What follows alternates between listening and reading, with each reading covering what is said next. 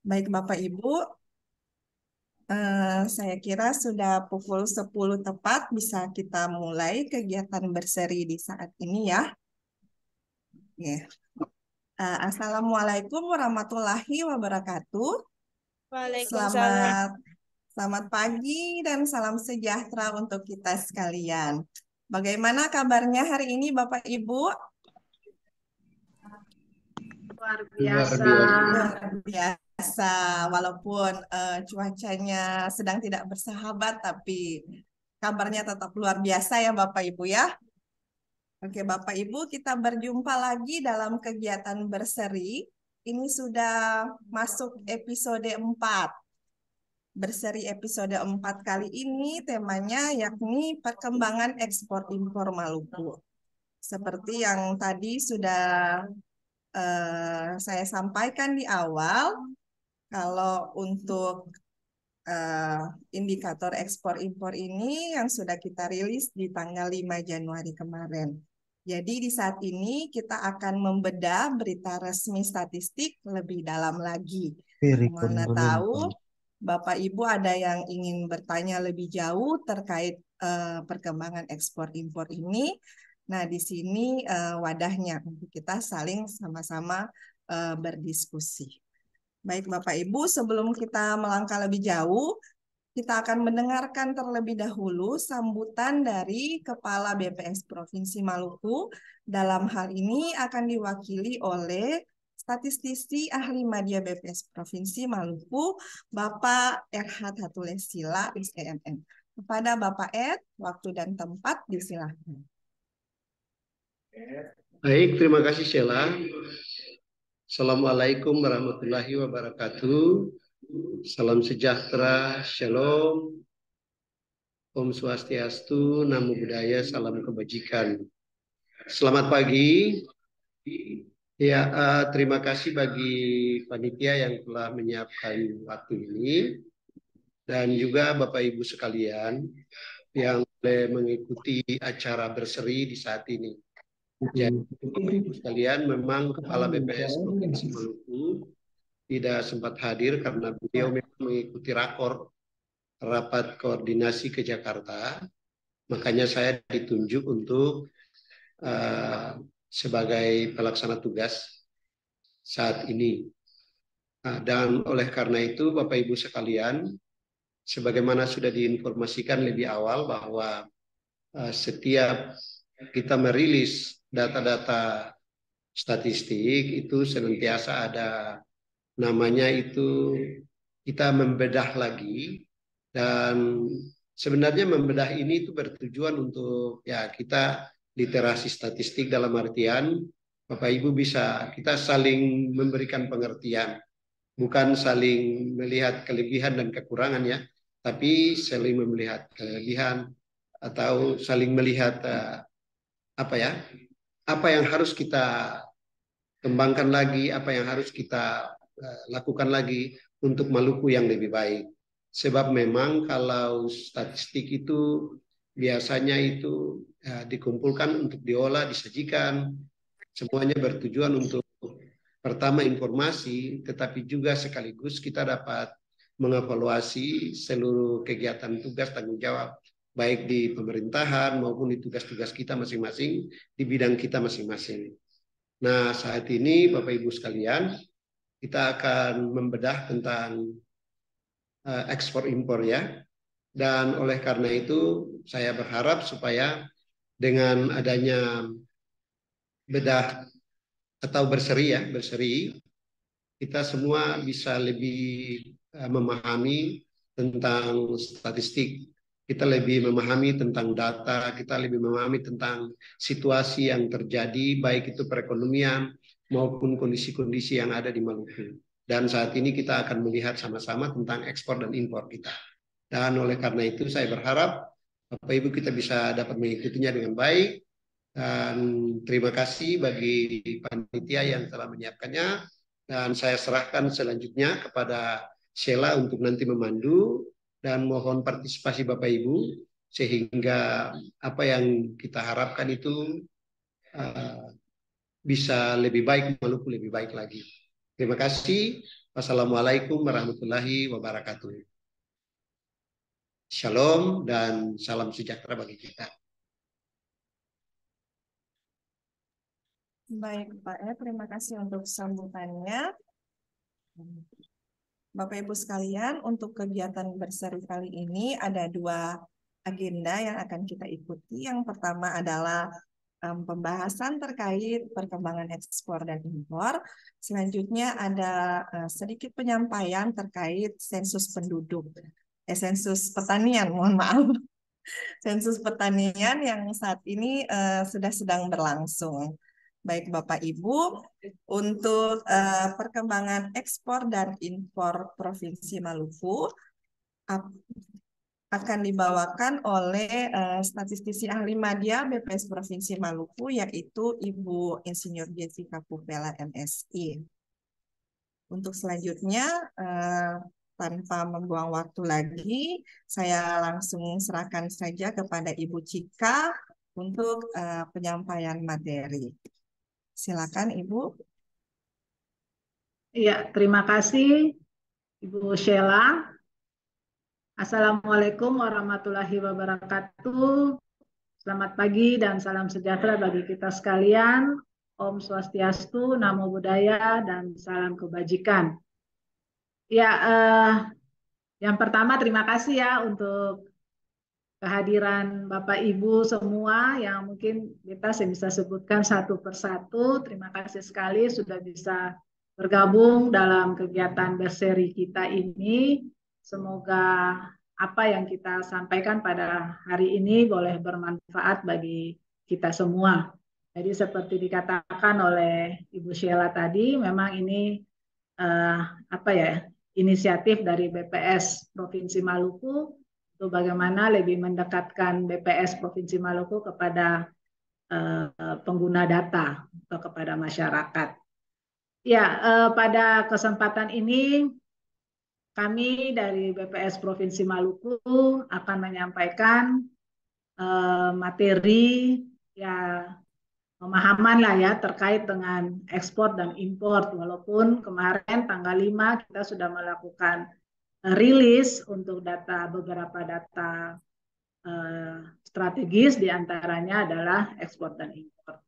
Ya, mungkin sebelum kita masuk ke data-datanya, kita akan melihat lagi, memahami lagi apa sih yang dikatakan ekspor, terus bagaimana mekanisme pengumpulan datanya, sampai pada akhirnya data itu boleh dirilis dan dimanfaatkan oleh banyak pihak. Ya, mungkin kita bisa masuk saja ke materinya langsung. Tolong Pak Rahmat. Ya, Bapak Ibu, sebagai awalnya pengen kita sampaikan bahwa data ekspor impor yang kita rilis setiap bulan itu sumber datanya dari kegiatan apa saja. Nah, oleh BPS itu ada namanya kompilasi statistik ekspor. Yang namanya kompilasi berarti kita menghimpun, mengumpulkan, mengcompile data-data dari berbagai pihak. Nah, kalau untuk ekspor impor ini kita ambil datanya dari pada umumnya dari bea cukai, ya dari bea cukai. Ya, semoga di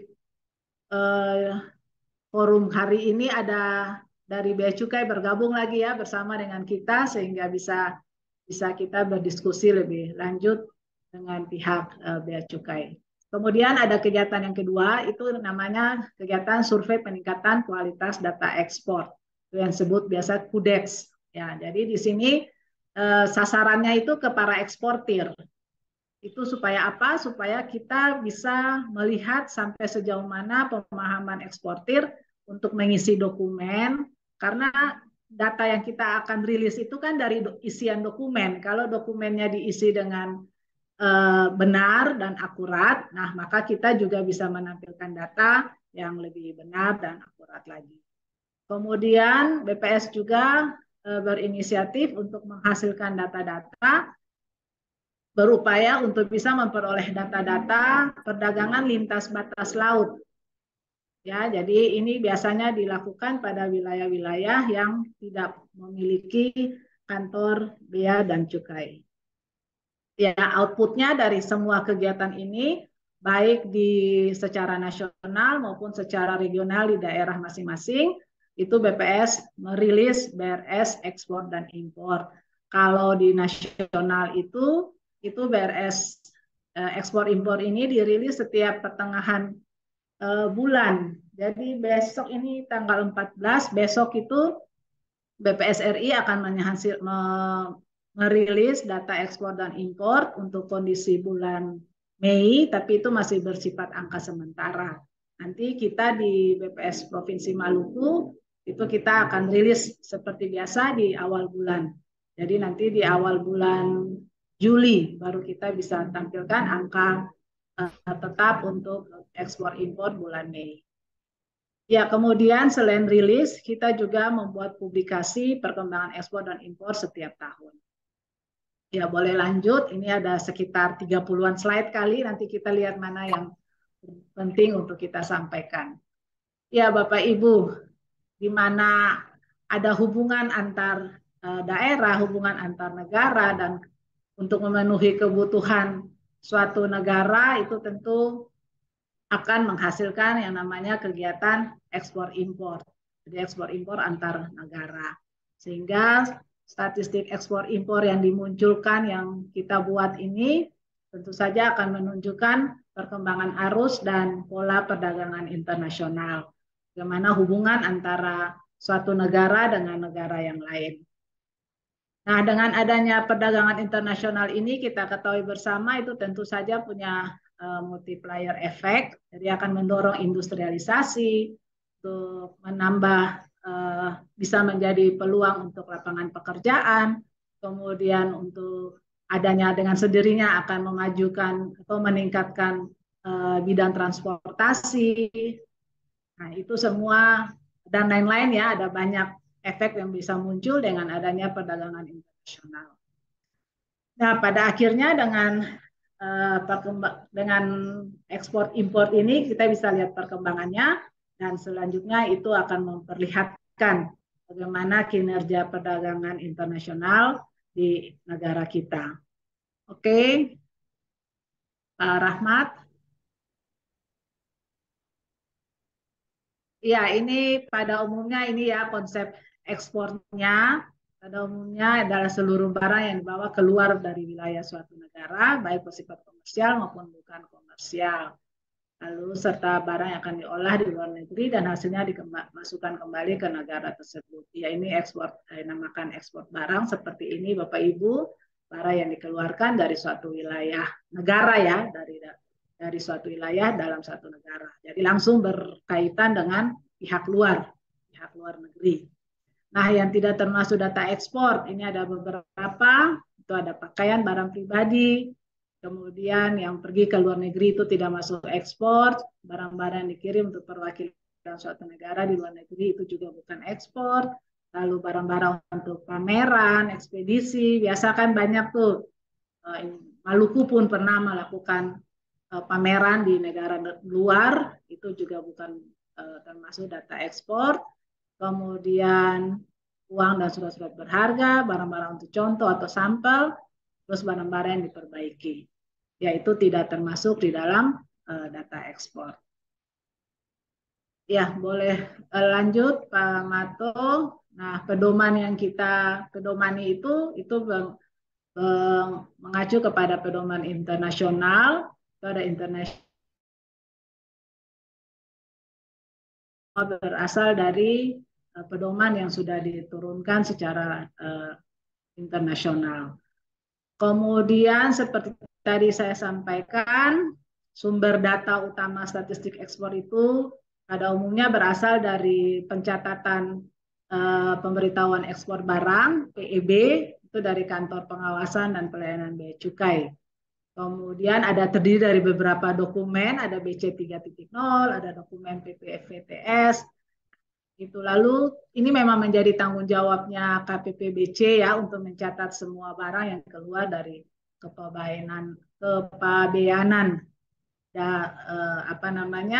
dasar hukumnya itu surat keputusan Menteri Keuangan, kemudian juga ada MOU.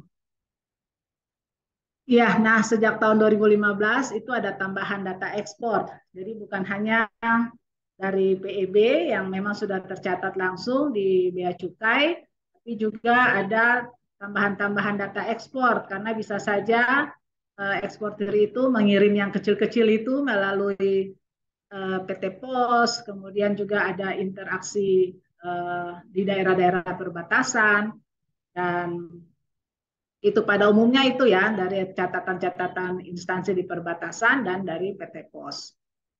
Kemudian sejak 2018 juga ada fasilitas kemudahan ekspor melalui pusat. Bisa. Terjun. Iya, mungkin bisa lanjut. Ya, beta sekedar ini saja. Ya, kegunaan data ekspor ya, tadi ya seperti awalnya juga sudah diketahui untuk mengetahui pola arus perdagangan internasional, kemudian juga sebagai bahan untuk penyusunan PDB atau PDRB, kemudian untuk analisa dan penelitian pasar maupun ekonomi suatu negara, kemudian juga bisa berikan informasi kinerja perdagangan internasional. Ya, jadi bisa volumenya bagaimana, nilai yang dirinci menurut komoditas apa saja, terus negara tujuannya kemana, dan dari mana pelabuhan muatnya. Nah, itu kegunaan data ekspor. Jadi kalau data ekspor ini bisa dimanfaatkan oleh suatu wilayah, maka dia bisa membuat perencanaan ke depan, produksi apa yang harus ditingkatkan, bagaimana pengelolaannya di dalam suatu daerah, atau secara khusus dalam suatu negara, itu bisa dibuat berdasarkan data-data yang kita hasilkan. Ya, boleh lanjut.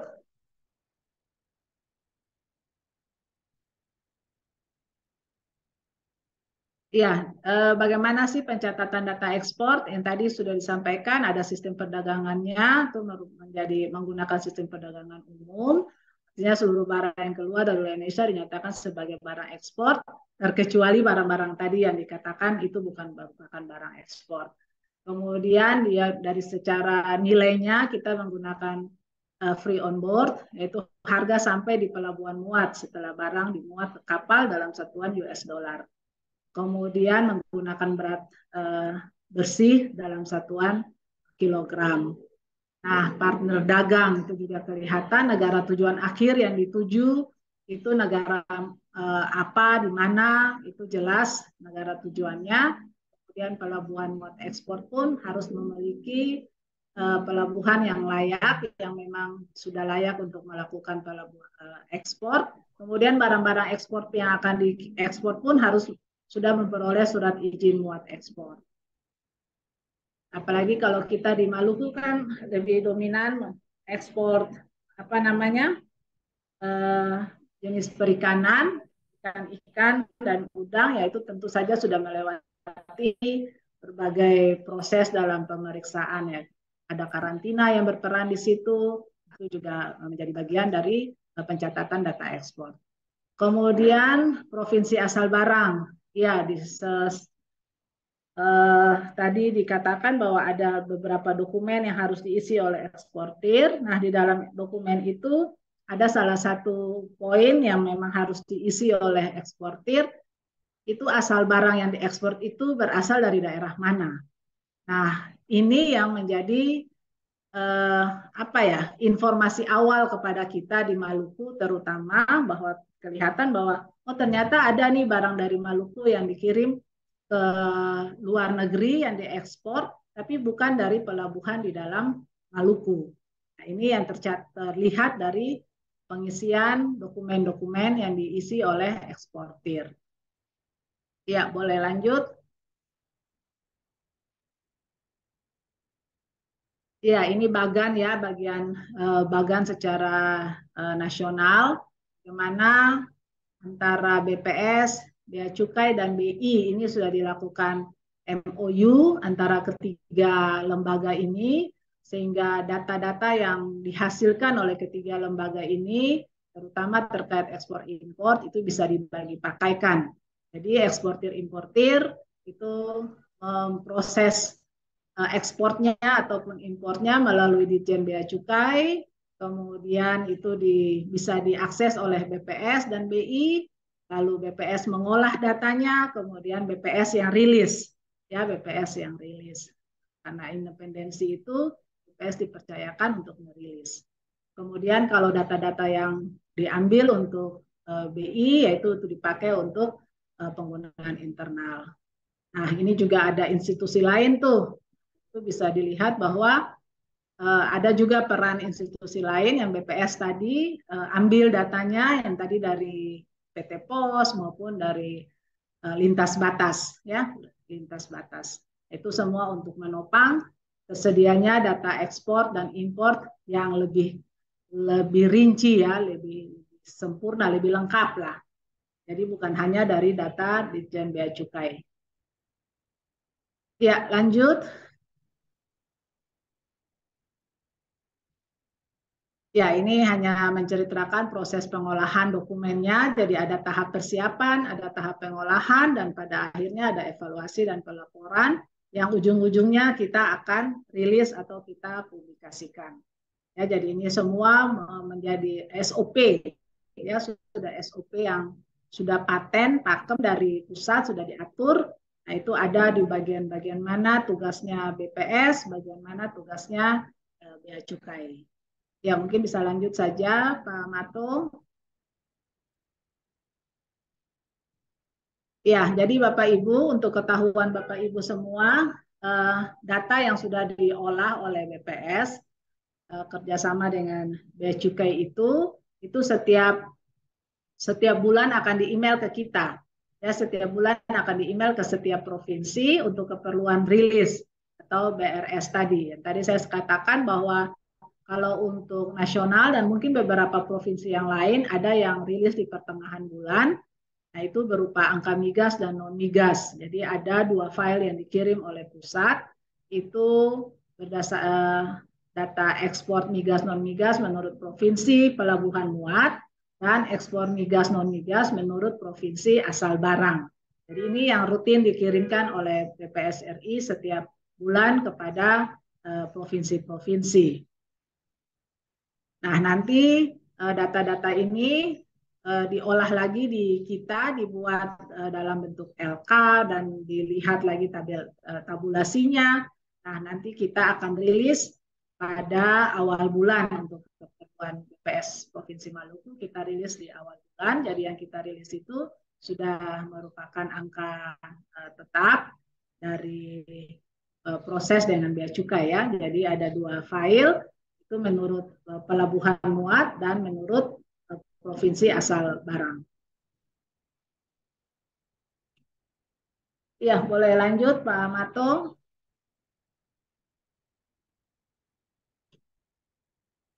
Ya, Bapak Ibu, dari hasil kompilasi data yang dilakukan oleh BPS terhadap beberapa informasi data dari Bea Cukai maupun dari pihak lain, kita lihat bahwa ada total ekspor menurut pelabuhan muat suatu provinsi itu bisa tidak sama dengan total ekspor barang. Tadi, ya, karena ada barang yang diekspor melalui pelabuhan di daerah sini ataupun ada barang-barang di daerah Maluku yang diekspor melalui pelabuhan di luar Maluku.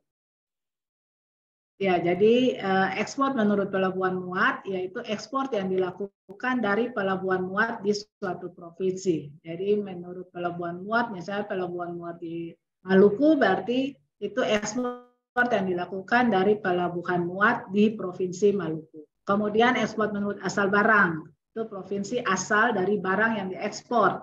Nah, ini konsepnya nih, ya, kalau ekspor menurut asal barang, itu berarti provinsi asal dari barang yang diekspor.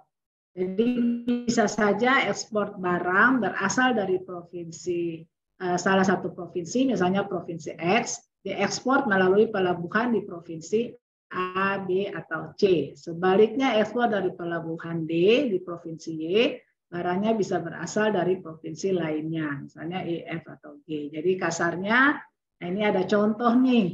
Contohnya, file pelabuhan muat Bali, berisi semua pelabuhan muat ekspor yang ada di Provinsi Bali. Tapi barangnya bisa berasal dari Provinsi Bali dan provinsi lain.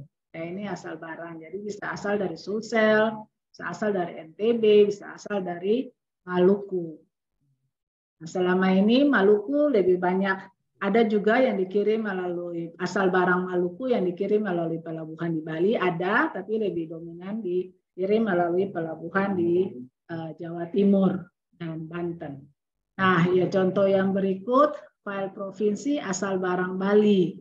Berisi semua barang ekspor yang berasal dari Provinsi Bali yang bisa diekspor melalui pelabuhan di Bali dan pelabuhan muat di provinsi lain. Ya. Oke, nanti kita lihat saja datanya nanti seperti apa di slide yang berikut. Boleh lanjut, Pak Mato? Sudah nih, Bu. Kasih banyak lagi. Iya, ini tahapan penggunaan data ya dari sampai dia bisa dirilis ini di Maluku. Jadi data yang dikirim dari BPS RI merupakan raw data itu dikirim ke BPS Provinsi Maluku. Nah, selama ini kita juga seharusnya harus bisa kita langsung proses ya untuk dirilis, konfirmasi lagi ke pihak KPBC Ambon. Jangan-jangan ada kekeliruan yang namanya juga manusia dan sistem juga akan diinput oleh manusia, jadi bisa saja ada human error di situ. Jadi kita juga perlu konfirmasi lagi ke KPBC Ambon, apa benar nih data yang dikirim oleh BPS sudah benar tidak dengan kompilasi PEB yang dilakukan oleh Bea Cukai. Jadi Bea Cukai itu selama ini juga membantu kami dengan mengirimkan rekapan PEB. Setiap bulan PEB yang keluar itu kemana saja, barangnya apa saja, beratnya bagaimana, nah itu dikirimkan oleh KPBC kita juga. Jadi kita konfirmasi kedua data. Kalau pada saat lengkap, sudah lengkap, berarti matching datanya, kita bisa langsung pilah ekspornya tadi melalui pelabuhan Maluku dan pelabuhan luar Maluku, kemudian kita bikin BRS-nya. Tapi kalau belum matching ya kita konfirmasi kembali ke KPBC atau bahkan kita konfirmasi lagi ke BPS RI. Iya, begitu ya Bapak Ibu prosesnya, dan kita lihat semakin dari waktu ke waktu proses untuk konfirmasi ini semakin membaik ya, jadi makin sedikit data yang perlu dikonfirmasi, itu berarti keakuratannya sudah semakin baik. Ya, boleh lanjut Bapak Mato.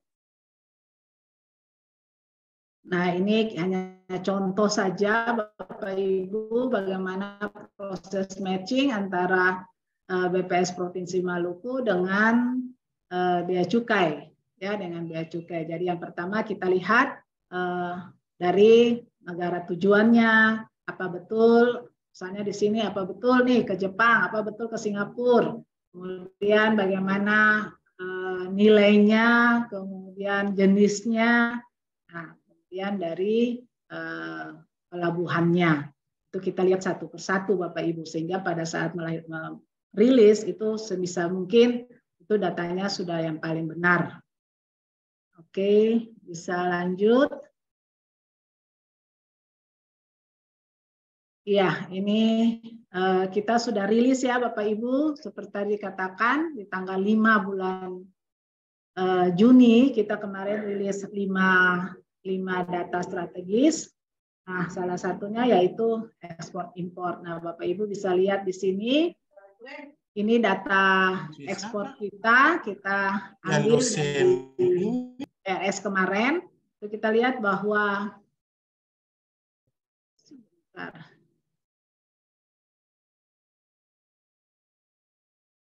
ya, kita lihat bahwa data di tahun 2023 lebih tinggi ya, data ekspor kita, nilai ekspor kita lebih tinggi di tahun 2023 dibandingkan tahun 2021 dan 2022. Ya, dalam 4 bulan terakhir. 4 bulan ini ya, dari Januari sampai dengan April, nilai ekspor kita meningkat dibandingkan dengan kondisi di tahun 2021 dan 2022. Ya, kita lihat tuh lebih tinggi ya dari warna biru. Itu di grafik kelihatan warna birunya. Kemudian kalau nilai import,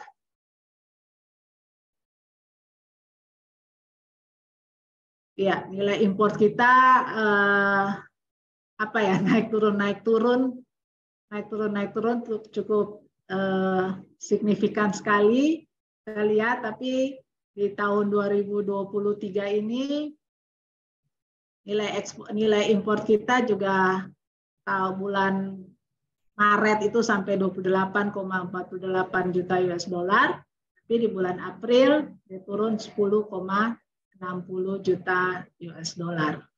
Ya, jadi nilai import kita yang paling tinggi pernah kita alami mungkin di tahun 2022 ini ya, mirip-mirip kondisi bulan Maret, itu mirip-mirip di tahun 2021, 2022, ya bulan Februari 2022 juga tinggi 29,09 juta US dollar. Begitu pula dengan di bulan Oktober tahun 2022, impor kita juga tinggi itu 29,38 juta US dollar, dan di tahun 2021 impor kita juga di bulan Desember itu angka 29 juta US dollar.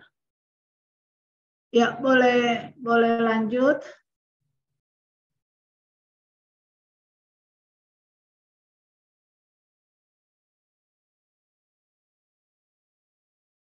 Ya, ini kita lihat nilai perkembangan ekspornya, kita lihat perkembangan ekspornya.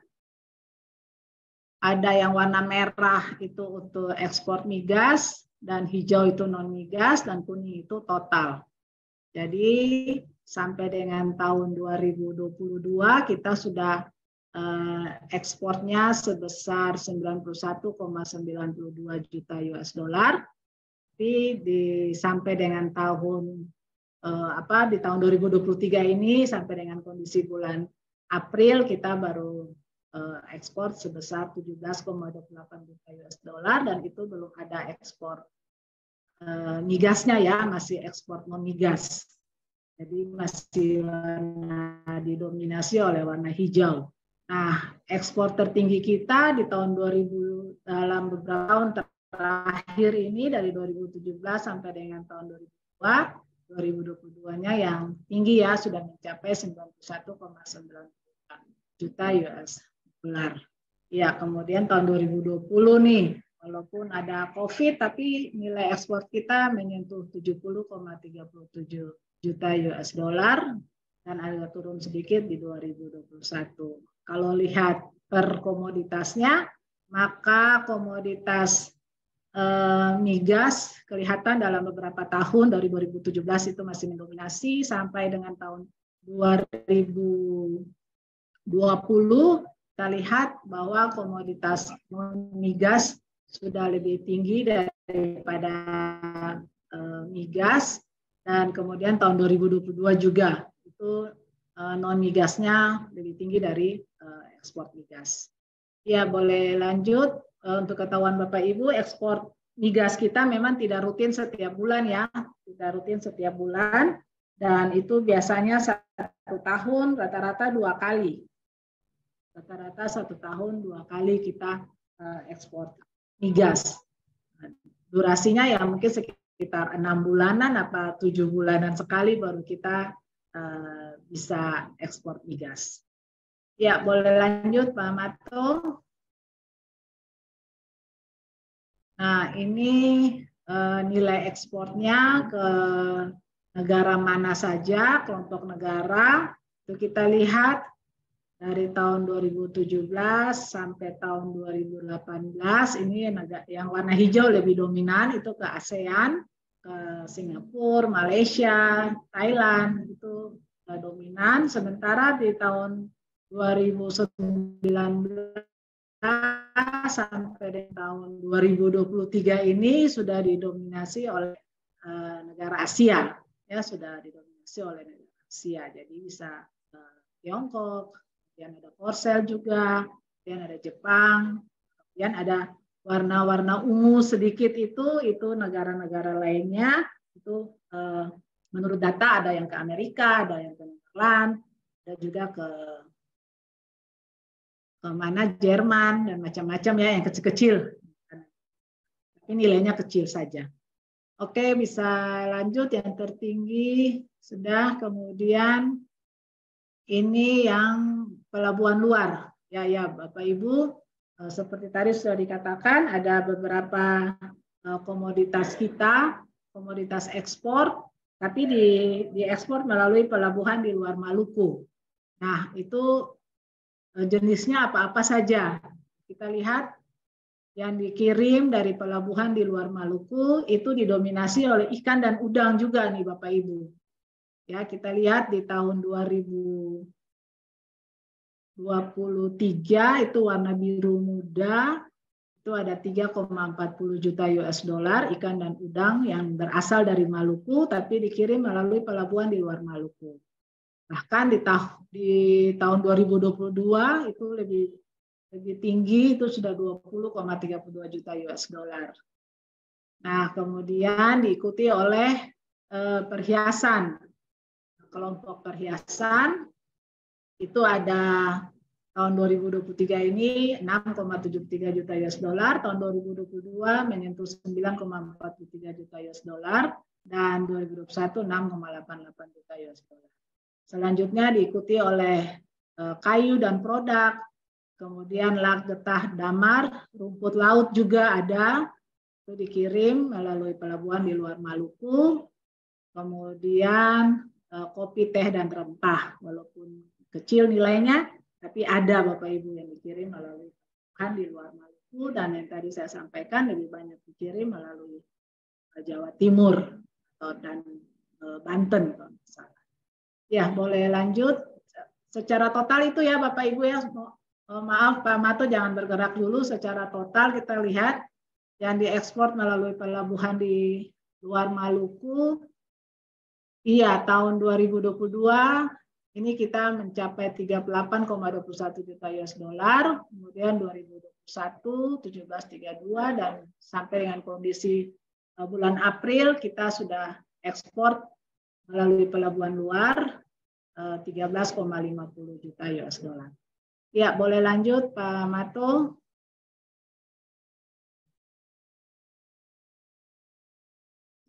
Ya, Bapak Ibu, ini nih pelabuhan luar dari daerah mana nih yang mengirim barang-barang ekspor, tapi bahan dasarnya atau asal barangnya dari Maluku.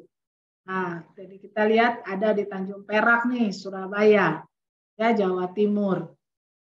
Itu tahun 2022 itu ada ekspor 21,95 juta US dollar. Itu melalui pelabuhan Tanjung Perak. Dan sampai dengan tahun 2000, kondisi untuk tahun 2023 sampai dengan bulan April itu lebih banyak dikirim melalui pelabuhan di Bandara Suta, ya Bandara Suta 6,74 juta US dollar. Ya, itu untuk tahun 2023. Baru diikuti oleh Tanjung Perak, kemudian di Tanjung Priok. Oh ya, Tanjung Priok. 1,8 juta US dollar. Nah, yang paling banyak memang tahun 2022 di Tanjung Perak. Oke, bisa lanjut.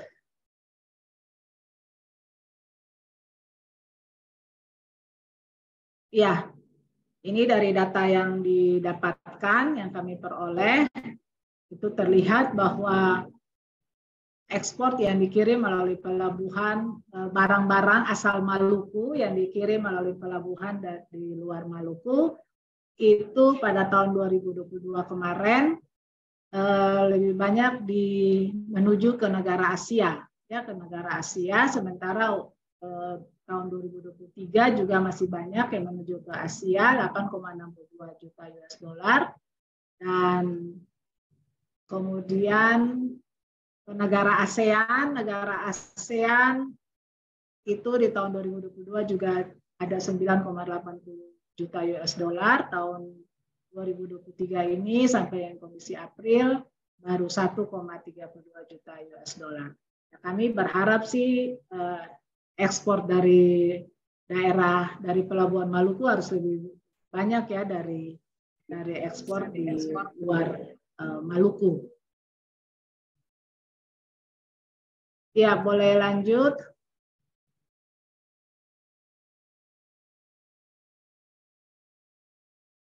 Ya, ini perkembangan importnya, Bapak Ibu. Kita lihat yang warna merah itu untuk migas dan warna hijau itu untuk non migas. Ini nilai impor nih, Bapak Ibu. Ya, kita lihat untuk tahun 2023 ini kita importnya ya syukurlah masih sedikit dibandingkan dengan tahun-tahun sebelumnya. Itu sampai dengan bulan April kita ada impor sebesar 61,89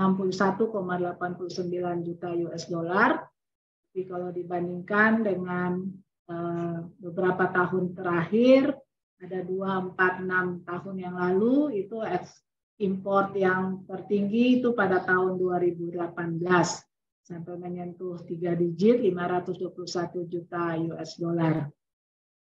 Dan itu impor migas yang paling besar, 478,55 juta US dollar. Ya, selanjutnya tahun 2019 mulai berkurang, hampir setengah, dan akhirnya pada tahun 2022 itu menyentuh 173,37 juta US dollar. Ya, boleh lanjut.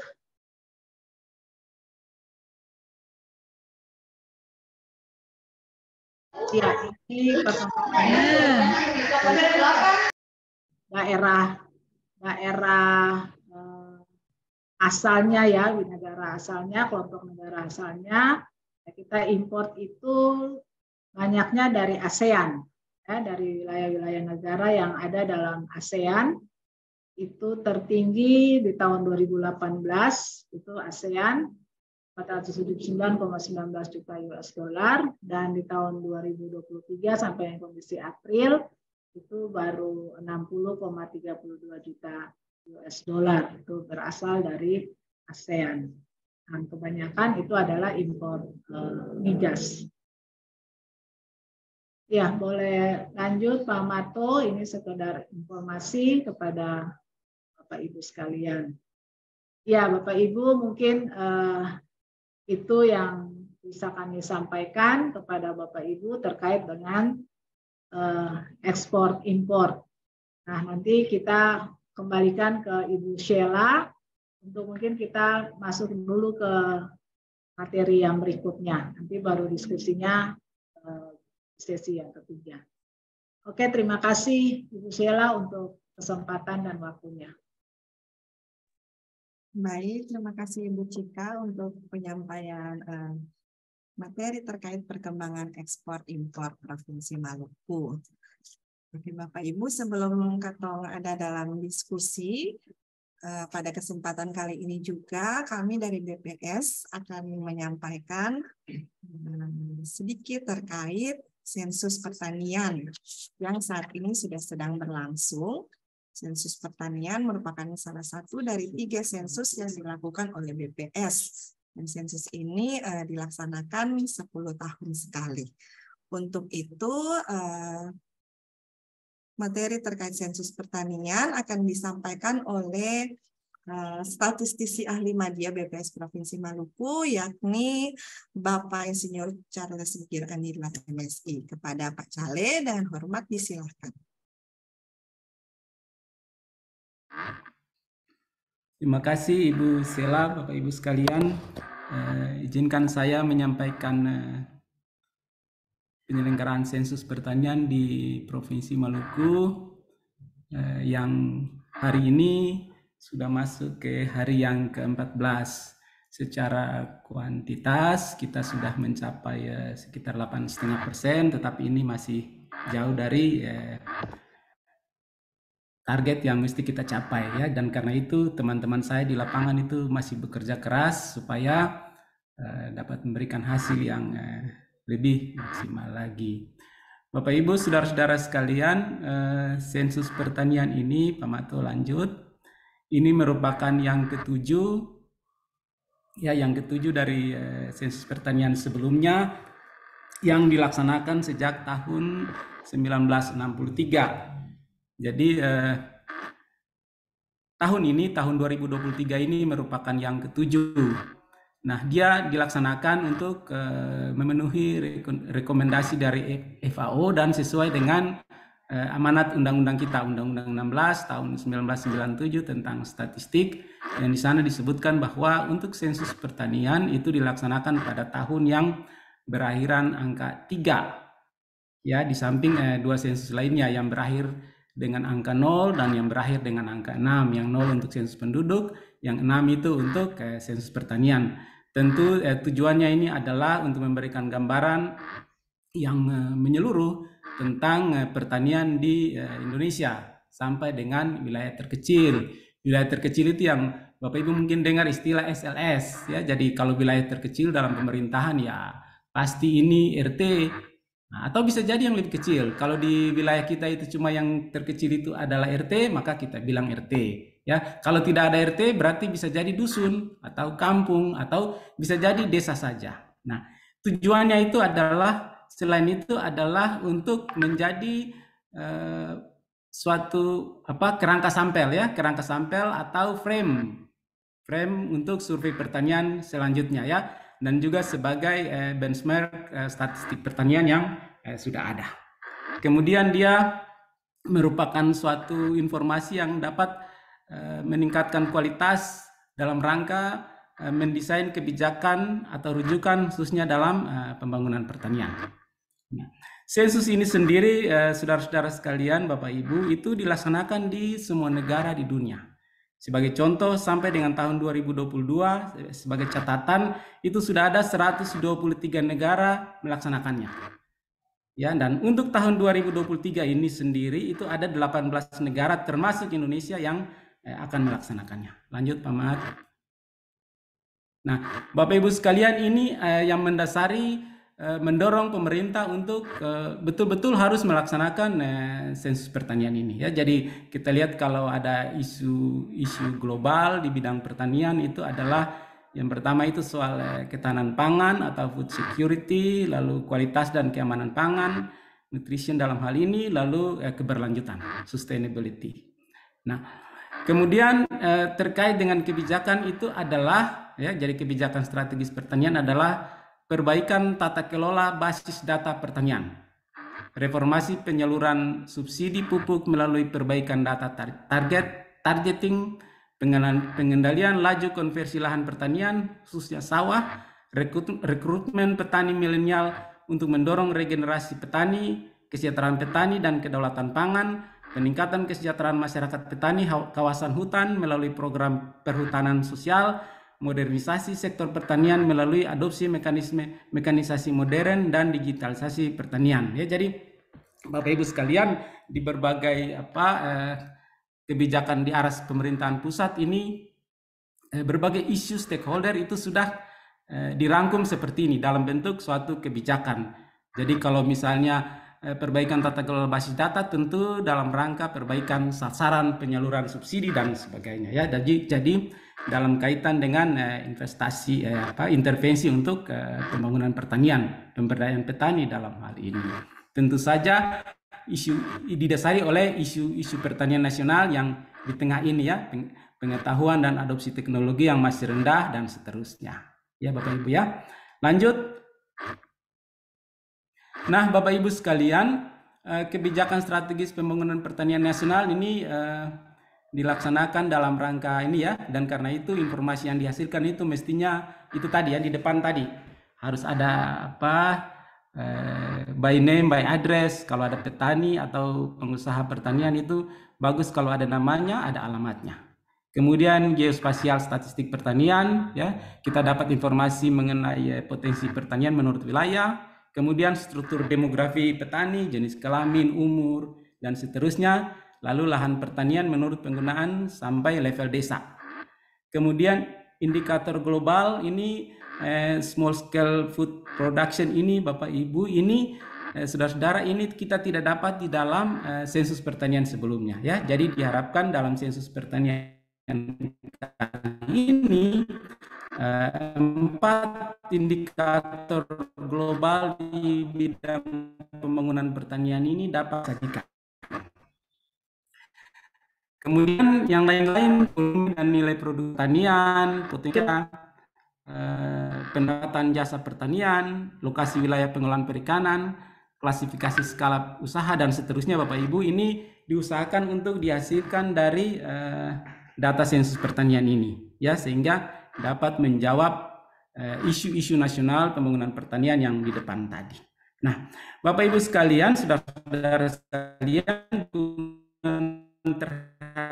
kebijakan strategis pertanian itu penyaluran subsidi pupuk melalui perbaikan data targeting tadi ya, kita sudah bicarakan di depan ya, dan seterusnya. Lanjut Pak Mat.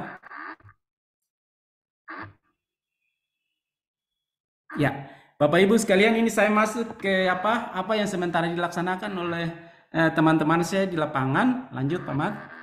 Yang tadi slide yang tadi ya. Jadi sering kalau teman-teman di lapangan bilang kalau sensus pertanian itu ada 7 subsektor ya. Kalau teman-teman lain bilang kategori pertanian yang didata ya, tetapi ya kita supaya lebih akrab kita bilang saja subsektor ya.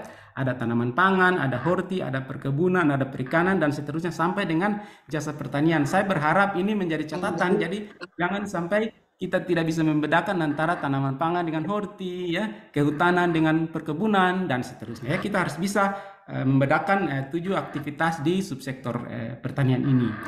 Kemudian Bapak Ibu, ini cakupan unit usaha itu ada usaha pertanian, ya, usaha perorangan atau ini dijalankan oleh petani, kemudian perusahaan pertanian berbadan hukum atau biasanya dibilang UPB, ini perusahaan-perusahaan yang bergerak di bidang pertanian, ya, perkebunan, tanaman pangan dan lain-lain.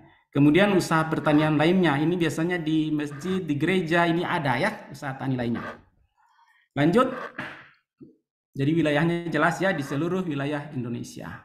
Nah ini Bapak Ibu, ini tujuan utama menyediakan data struktur pertanian, terutama unit administrasi terkecil, ya mengulang saja.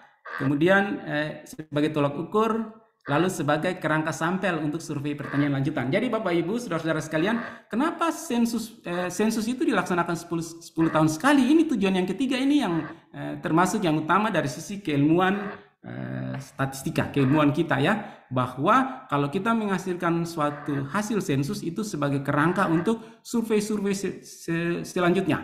Ya, ini frame untuk melaksanakan survei selanjutnya dalam rangka menganalisis pembangunan pertanian. Ya, jadi kalau tujuan yang pertama itu kita bisa mendapatkan sistem ICRIS ya. Jadi untuk kemudian data kita itu bisa disajikan secara dalam bentuk tabulasi dan geospasial ya. Jadi kalau tabel dalam bentuk tabel tabular, lalu geospasial itu dalam bentuk peta-peta ya dan seterusnya ya. Ini output yang dihasilkan itu ada 7 ya. Ada dalam hal ini kita sampai kepada yang kelima, yaitu menangkap isu strategis pertanian nasional.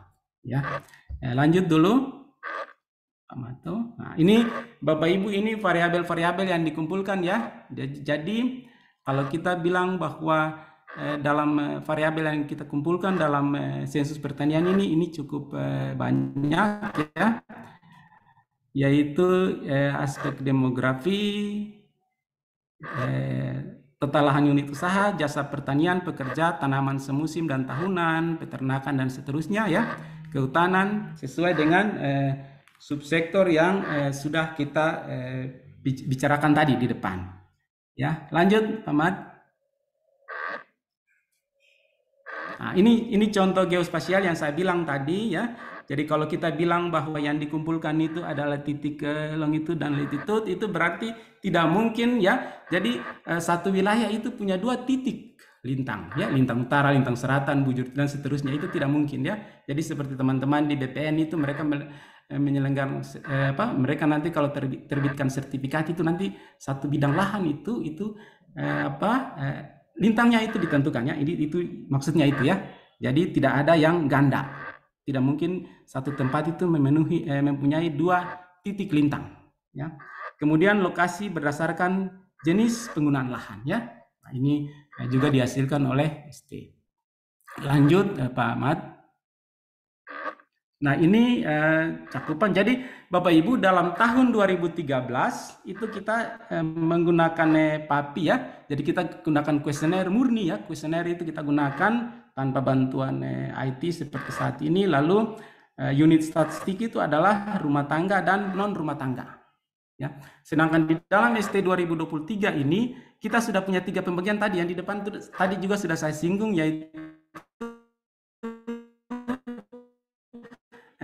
usaha perorangan, bilang UPP tadi, ya, di depan. Lalu kemudian usaha pertanian lainnya yang tadi saya bilang masjid, gereja. Lalu ini satunya itu perusahaan atau yang tadi saya bilang UPB, ya, unit usaha pertanian berbadan hukum.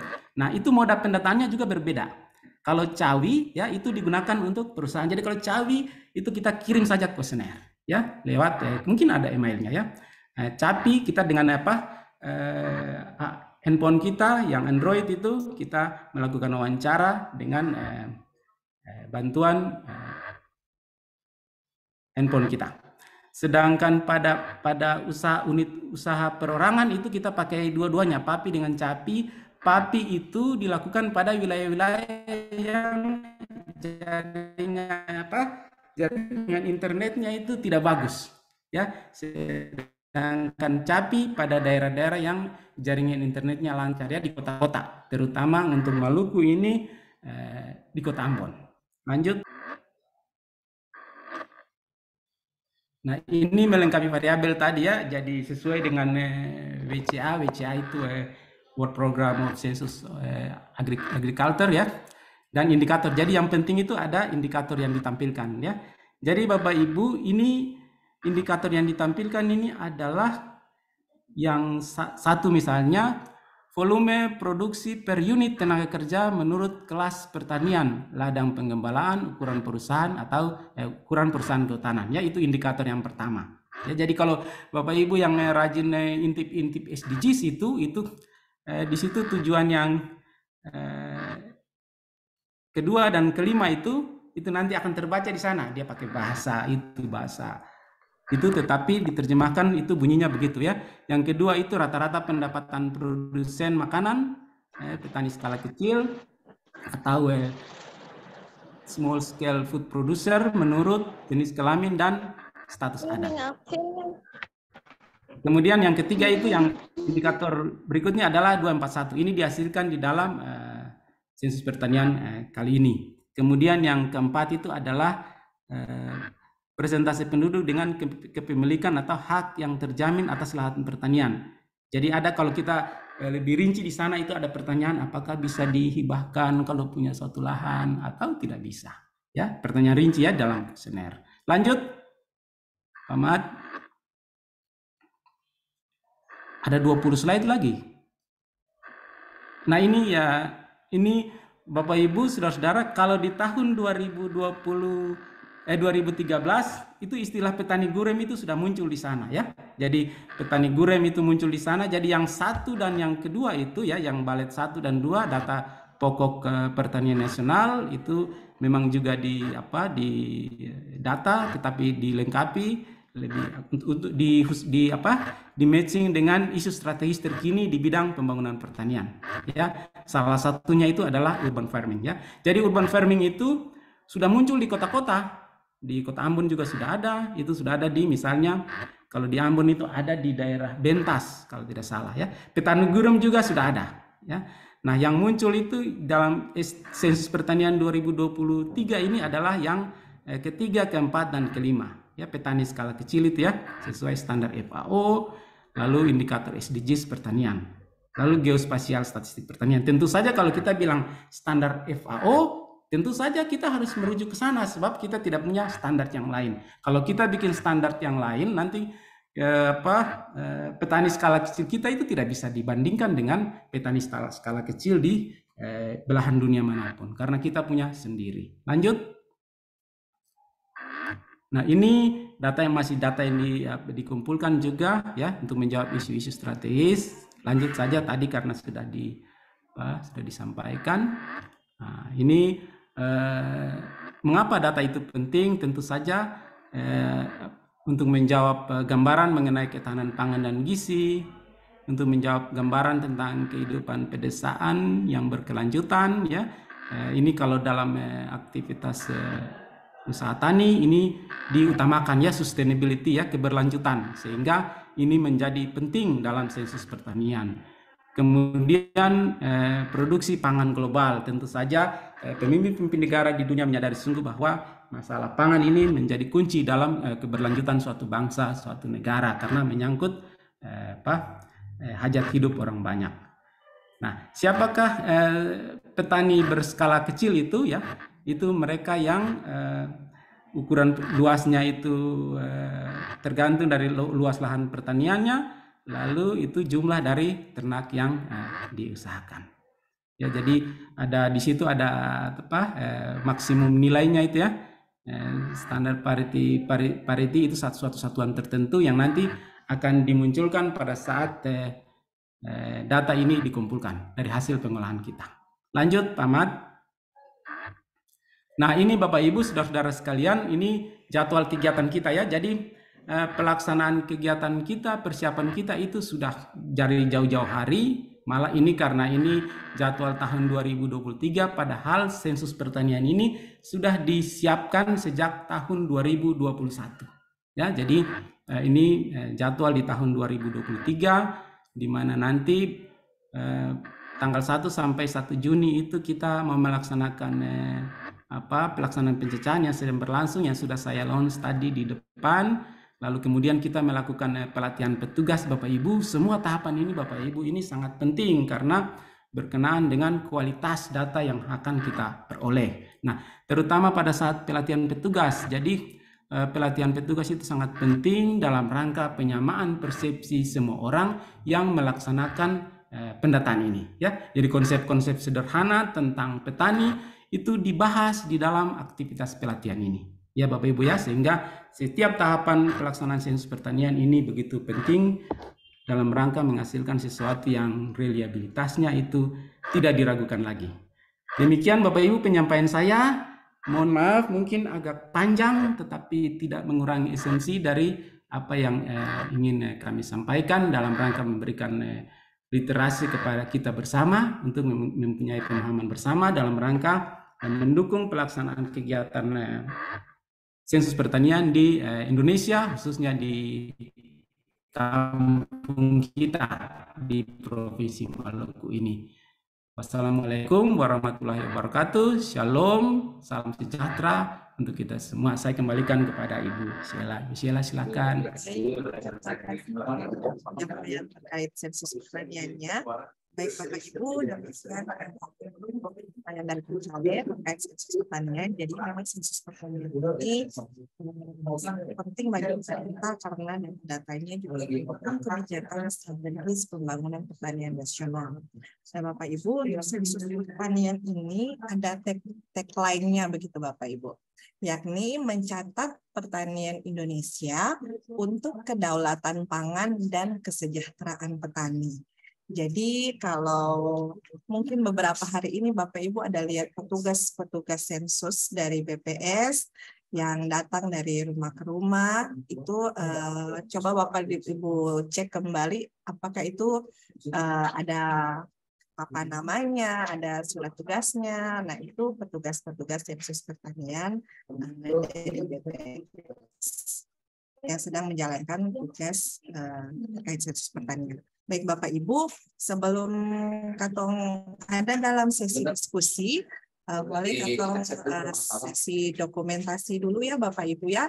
Saya mohon Bapak Ibu untuk open kameranya agar terlihat wajah-wajah yang berserinya.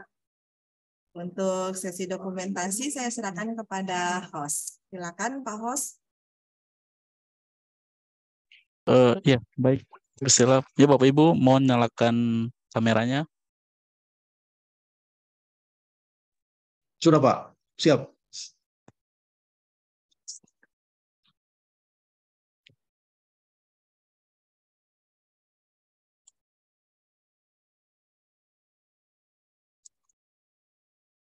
Ya, terima kasih Bapak Ibu. Baik Bapak Ibu, kita akan masuk ke sesi yang tentunya sudah ditunggu-tunggu ya. Saya lihat di sini partisipannya ada sebanyak 78 orang, sangat banyak peminatnya, berarti antusias yang tinggi dari Bapak Ibu sekalian yang hadir untuk ketemu sama-sama membedah terkait BRS, perkembangan ekspor impor Provinsi Maluku. Untuk itu tanpa memperlambat waktu lagi, saya buka saja sesi diskusi kita, sesi tanya jawab. Untuk termin pertama, saya berikan kesempatan kepada 3 orang penanya. Yang ingin bertanya boleh raise hand-nya. Ini sudah ada 1 orang. Yang mau bertanya boleh langsung raise hand saja. Untuk itu kepada Bapak Marvin ya, Bapak Marvin dari jurusan Sosek Fakultas Pertanian, saya persilakan untuk menyampaikan pertanyaan. Silakan Pak.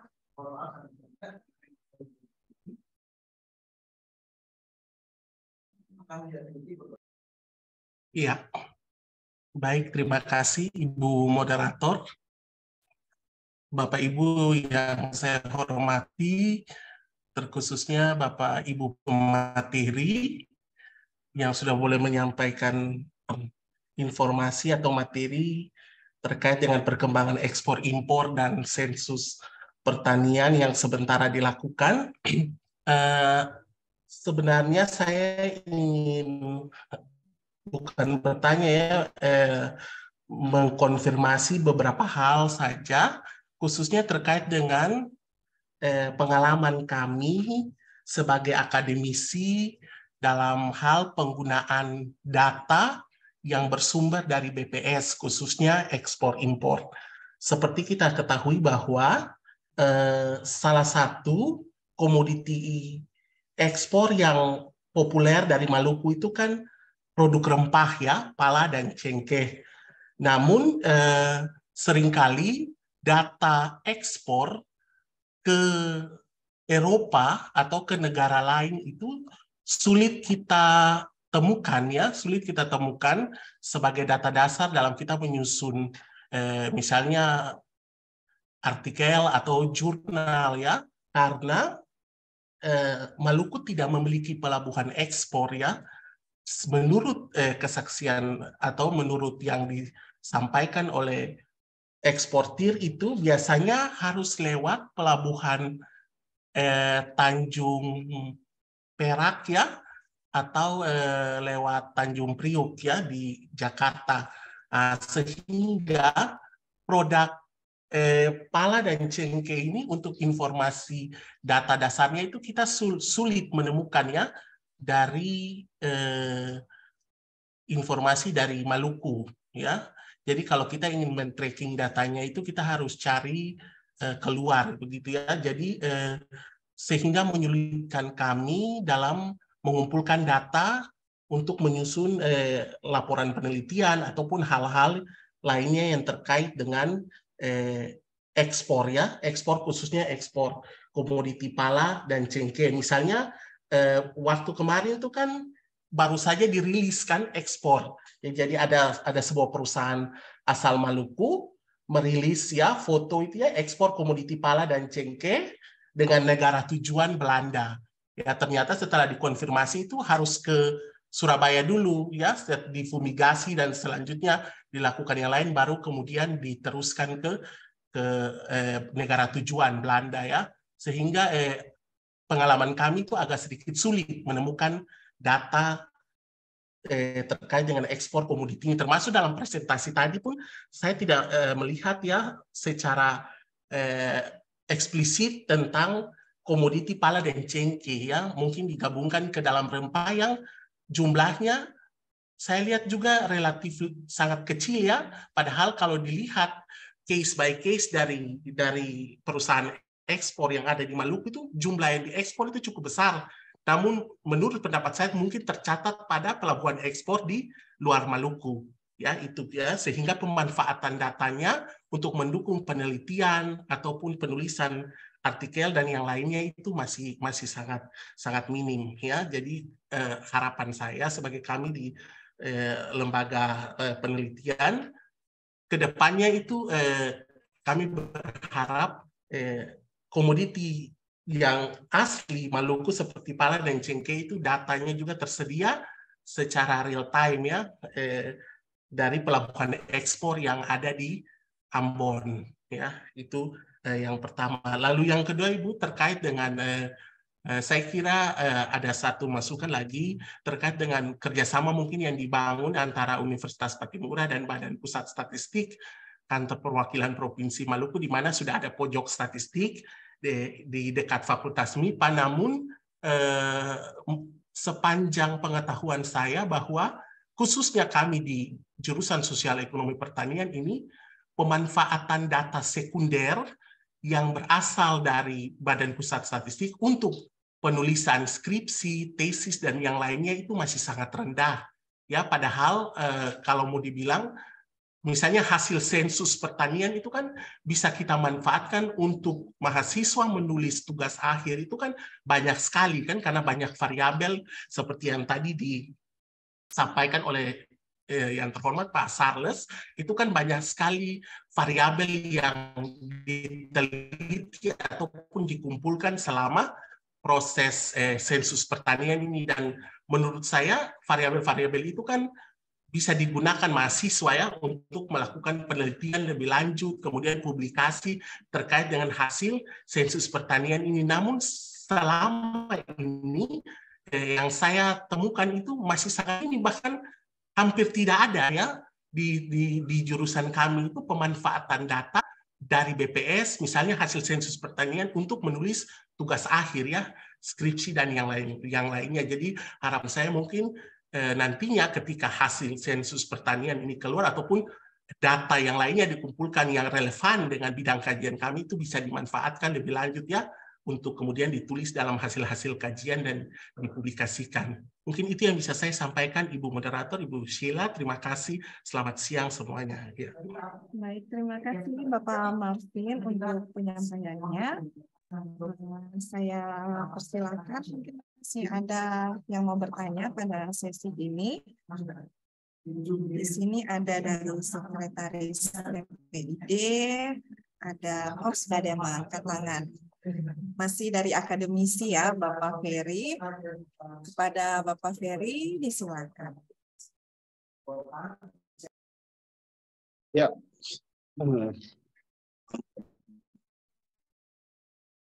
Siang ya semuanya, Bapak yang saya hormati, mohon izin untuk kita mengkonfirmasi saja ya. Sangat berterima kasih ya hari ini boleh diundang juga untuk kegiatan berseri. Sebelumnya mohon maaf, memang ada beberapa kali undangan itu memang saya sempat mendelegasikan ke teman dosen. Nah, bertepatan dengan ada kegiatan yang saya tidak bisa hindari, dan baru kali ini saya mengikuti kegiatan berseri yang pertama kali ya. Sebenarnya beberapa kali ya yang dilakukan. Menarik sekali memang kegiatan ini memang sangat baik Bapak. Kita sejauh ini akademisi belum baru beberapa tahun terakhir ini sering dilibatkan ya dalam terutama kami ya di prodi statistik ya, khususnya dilibatkan dalam kegiatan-kegiatan yang sifatnya publikasi, dan sebenarnya ada benang merah ya. Kita mungkin tugas dan fungsinya bisa berbeda, tapi sebenarnya tujuan misalnya kalau akademisi itu kan bisa juga membantu ya dari segi riset ya. riset yang nanti dilakukan, dan itu berkaitan dengan data yang dipublish oleh BPS. Nah, menarik saya melihat bahwa untuk masih sama jadi sebenarnya dengan Pak Martin ya, bahwa kebutuhan di Unpad sendiri memang sangat membutuhkan sekali ya data-data yang akurat dari BPS yang berkaitan dengan nanti publikasi baik dosen maupun mahasiswa. Nah, kalau dilihat bahwa ada benang merah yang tadi saya sampaikan, itu data ekspor impor ini sebenarnya sangat menarik ya untuk kita kaji dari sisi prediksi gitu ya, karena datanya kan sifatnya time series gitu. Time series karena dirilisnya per bulan, tadi kan April 2023 berarti kan kemungkinan yang sudah dirilis misalnya ada yang berbuat Maret April sebelumnya gitu ya, sifatnya time series. Nah, kalau bicara dengan time series kan menarik ya kalau sebenarnya kita kaji dari sisi metode prediksi atau ramalan yang apa bisa banyak metode prediksi yang, dan ini kan sebenarnya berguna untuk informasi ya sebenarnya untuk pihak pemerintah gitu. Kalau misalnya contoh impor seperti ini, apakah perlu nggak diimpor lagi? Kalau prediksi seperti ini ya apakah perlu impor atau perlu ekspor lagi gitu? Itu yang harus kita kaji dari sisi sebagai akademisi, misalnya ataupun mahasiswa yang nanti meneliti. Nah, cuma mungkin mungkin kalau saya lihat itu mudah-mudahan ya, memang dari data-data yang ditampilkan itu ada yang sebenarnya undefined gitu ya, apakah tidak ditemukan gitu, 00 gitu ya, 00 gitu. Nah itu memang juga kalau misalnya datanya series kayak gitu ya nanti susah juga gitu ya. Kalau misalnya dilakukan prediksi dan sebagainya, kalau ada katanya yang non-missing gitu. Non-missing artinya tidak ditemukan atau undefined. Mungkin ya saya tidak tahu pengukuran dari BPS itu seperti apa ya sampai undefined gitu kan. Data-data tadi yang undefined. Nah ini yang mungkin nanti bisa tolong dijelaskan yang data undefined itu seperti apa gitu. Data undefined karena juga beberapa kali juga kalau saya tanya mahasiswa kami itu ini datanya tidak ditemukan, misalnya kalau kita membuat pengembangan atau klasterisasi juga gitu, datanya tidak ditemukan gitu, ya pengembangan atau klasterisasi katanya tidak ditemukan, misalnya gimana ya, misalnya kalau saya klasterisasi dengan data yang tadi, misalnya data kebutuhan, kalau data yang ditampilkan misalnya negara-negara mana sih yang mengekspor gitu ya, ekspor ini gitu. Nah kita mau membuat klasterisasi, oh yang ini gitu ya, itu kan ada yang misalnya undefined atau tidak ditemukan. Nanti kalau di dalam bahasa statistik ya mungkin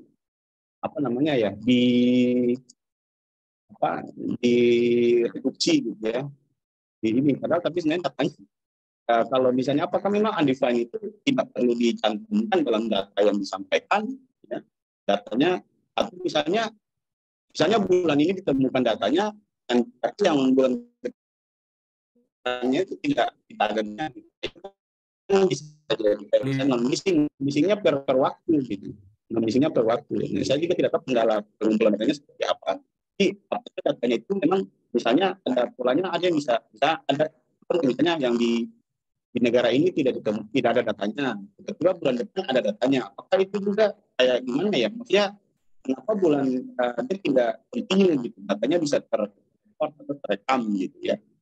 Yang maksudnya kita juga perlu masih sebenarnya kendalanya di mana gitu ya, kalau datanya tidak ditemukan, misalnya dia tidak konsisten, misalnya kalau bulan ini ada, bulan depan ada gitu ya. Nah, itu memang tidak ada sama sekali atau memang tidak ditemukan.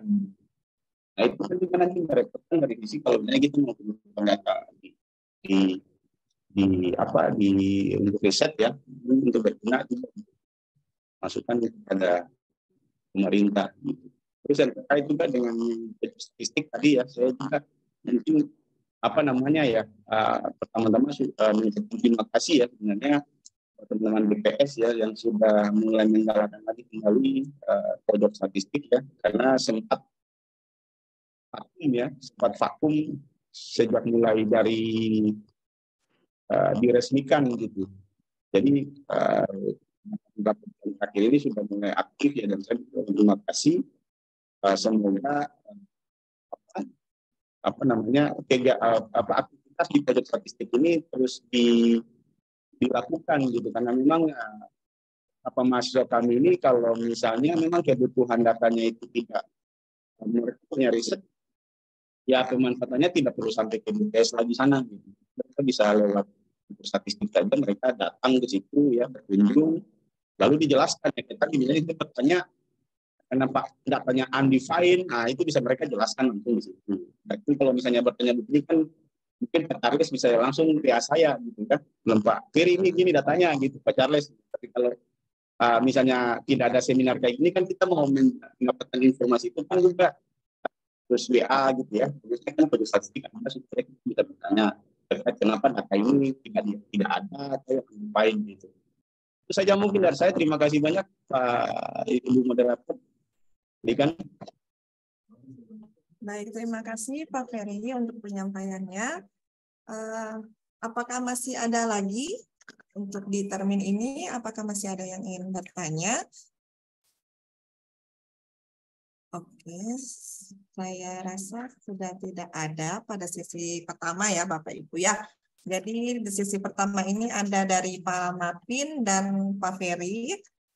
Pak Marvin yang pertama menanyakan terkait data ekspor komoditi asli Maluku ya Pak ya, terkait pala dan cengkeh yang sulit ditemukan datanya. Kemudian terkait pemanfaatan data sekunder dari BPS untuk penulisan skripsi dan tesis yang masih sangat minim. Kemudian kalau dari Pak Ferry sendiri, yang pertama yakni terkait data-data yang undefined. Bagaimana data-data yang undefined ini, kendalanya seperti apa, karena data-data ini sangat mempengaruhi metode-metode forecasting dalam analisis data time series ya. Yang kedua juga mungkin masih sama dengan yang Pak Marvin, yakni aktivitas atau pemanfaatan data yang boleh dilakukan di pojok statistik yang sudah ada. Oke, untuk itu kesempatan selanjutnya saya berikan kepada Bapak Ibu pemateri. Yang pertama mungkin Ibu Cika ada penyampaian untuk merespon pertanyaan-pertanyaan dari penanya. Silakan Ibu.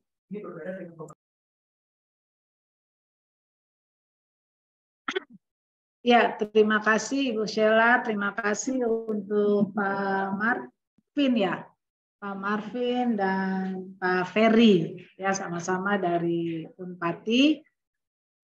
Iya, untuk Pak Marvin memang Katong sebagai orang Maluku pengen ya rempah-rempah kita yang dulu menjadi sasaran dari penjajah untuk datang ke Maluku karena terkenal dengan rempah-rempahnya, seharusnya rempah-rempah kita menjadi idola ya, menjadi idola sampai sekarang. Harusnya itu harus banyak yang diekspor ya, tapi kenyataannya kita lihat data membuktikan bahwa ekspor untuk rempah-rempah kita teristimewa pala dan cengkeh itu sangat minim, sangat sedikit sekali. Dan menurut data yang kita punya itu pernah di tahun 2022 kita ekspor pala itu hanya 85,99 ribu US dollar, dan memang ada pala yang diekspor tapi melalui pelabuhan di luar Maluku. Seperti tadi yang dikatakan oleh Pak Marvin, memang kebanyakan lewat Surabaya, Pak Marvin. Nah, apakah kemarin juga waktu kita ikut rapat dengan pemerintah daerah, ya itu juga menjadi sasaran dan target pemerintah daerah untuk bagaimana menarik kembali eksportir yang mengekspor barang asal Maluku tapi dikirim melalui pelabuhan di luar Maluku. Nah, kita kemarin baru hari kemarin Itu ada juga tuh ekspor pala Pak Marvin dari PT Kamboti. Dari PT Kamboti sudah diekspor untuk tahun 2023 ini baru kemarin dia ekspor, dan juga tahun 2022 kemarin dia sudah ekspor. Nah, ekspor kita rempah-rempah terutama pala itu ya masih menuju ke daerah ke negara Nederland. Sementara kalau informasi yang kami dapatkan, ekspor pala dari pelabuhan di luar Maluku itu ada juga yang menuju India, ada. Nah, mungkin mungkin kualitas kita yang belum memenuhi standar kualitas ekspor yang diinginkan oleh negara ekspornya, sehingga kita belum mampu untuk mengekspor pala dengan jumlah yang banyak dari Maluku. Mudah-mudahan kalau di sini ada teman-teman dari dinas pertanian mungkin bisa memberikan informasi apa penyebab kita punya pala itu belum bisa diekspor dalam jumlah yang besar. Ya, kemudian kalau mau tracking komoditas pala atau cengkeh yang dikirim melalui pelabuhan luar Maluku, ya mungkin harus langsung ke pihak Surabayanya atau Jakarta tuh Pak Marvin, karena kita memang di BPS datanya ya memang yang tersedia di BPS hanya itu saja sebagai data, sebagai informasi. Kita hanya memperoleh data seperti itu. Nah, untuk dalamnya siapa yang mengekspor, perusahaan eksportir apa, terus bagaimana mekanisme atau bahan dasarnya itu, bahan ekspornya itu dalam bentuk apa, itu mungkin harus lebih dikonfirmasi ke pihak pelabuhan di luar Maluku, minimal ke Bea Cukai di daerah Jawa Timur atau di DKI Jakarta. Ya, jadi awalnya sekali itu Pak Marvin, kita di Maluku kita tidak merilis data asal Maluku, pelabuhan asal barang dari Maluku yang diekspor melalui pelabuhan di luar. Tapi waktu kita lihat, ternyata ada ya data informasi yang bisa kita sampaikan ke pemerintah daerah bahwa ini loh ternyata ada barang-barang asal Maluku yang dikirim melalui pelabuhan di luar Maluku. Nah, setelah itu disampaikan ke pihak Bea Cukai maupun ke pihak pemerintah daerah, baru dihimpunlah semua kekuatan yang ada di daerah, pemerintah daerah, untuk bagaimana meraih kembali para eksportir. Tentu saja ya banyak hal yang harus dibenahi dulu supaya tadi kata Pak Marvin, dari infrastrukturnya maupun dari kualitas komoditasnya itu sendiri harus diuji beberapa kali, diuji oleh instansi atau lembaga yang berkualitas. Nah, itu yang mungkin perlu dibangun dulu di Maluku.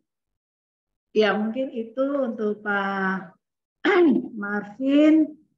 Mungkin nanti yang terkait sensus pertanian boleh ini oleh Pak Cale. Kemudian dari Pak Ferry, ya kita memang data Exim ini kita bisa dapatkan data secara series, per bulan malah bisa dapat angkanya. Nah, itu juga merupakan kerjasama dengan Bea Cukai, MOU-nya antara BPS, PTI, dan Bea Cukai, dan data yang dihasilkan itu memang didominasi oleh data PEB dari Bea Cukai. Ya, data PEB dari Bea Cukai. Kalaupun ada tambahan-tambahan, itu adalah upaya yang dilakukan untuk bisa mendapatkan informasi di luar kepabeanan Bea Cukai.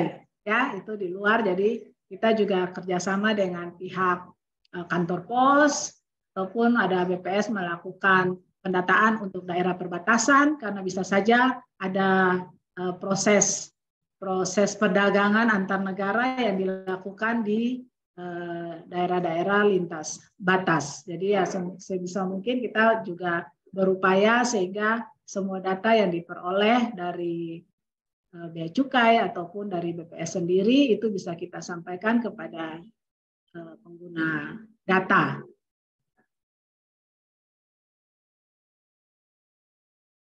Ya, untuk pojok statistik ya sempat vakum beberapa waktu. Kita benahi lagi bagaimana mekanisme untuk proses pojok itu bisa jalan, dan ya syukur bisa dalam 1 bulan terakhir ini kita sudah mulai aktif lagi untuk pojok statistik, dan Bapak Ibu bisa mengakses setiap data yang kita rilis. Itu setiap bulan itu ada sekitar 5 rilis yang kita sampaikan. Kemudian publikasi yang kita terbitkan pun dalam 1 tahun itu ada sekitar 40-an publikasi. Jadi itu bisa dimanfaatkan oleh Bapak Ibu, terutama dari pihak akademisi, bisa dimanfaatkan untuk pengembangan ilmu pengetahuan maupun untuk pengembangan penelitian dan macam-macam. Itu bisa dimanfaatkan, ada di website kita Bapak Ibu. Jadi bisa diakses melalui website kita saja, maluku.bps.go.id. Dari situ Bapak Ibu bisa mendapatkan data dari publikasi, tapi kalau memang perlu data yang lebih rinci lagi, nah itu bisa langsung ke kantor saja ataupun ke pojok statistik, nanti baru disampaikan ke kami di kantor. Ya mungkin untuk lebih lengkap mungkin Pak Cale ataupun teman-teman yang ada di sini yang ada bergabung yang juga menjadi yang bertanggung jawab juga, yang selalu berproses dengan data-data. Ada Pak Jeffrey Tika, ada Mbak Sukanti yang selalu mengurus data ekspor, Pak Jeffrey yang untuk PDB, PDRB, dan teman-teman yang lain. Mungkin juga bisa memberikan informasi terkait dengan pertanyaan ataupun saran dari kedua Bapak kita. Ya, kita kembalikan ke Ibu Sheila, mungkin untuk selanjutnya ke Pak Charles.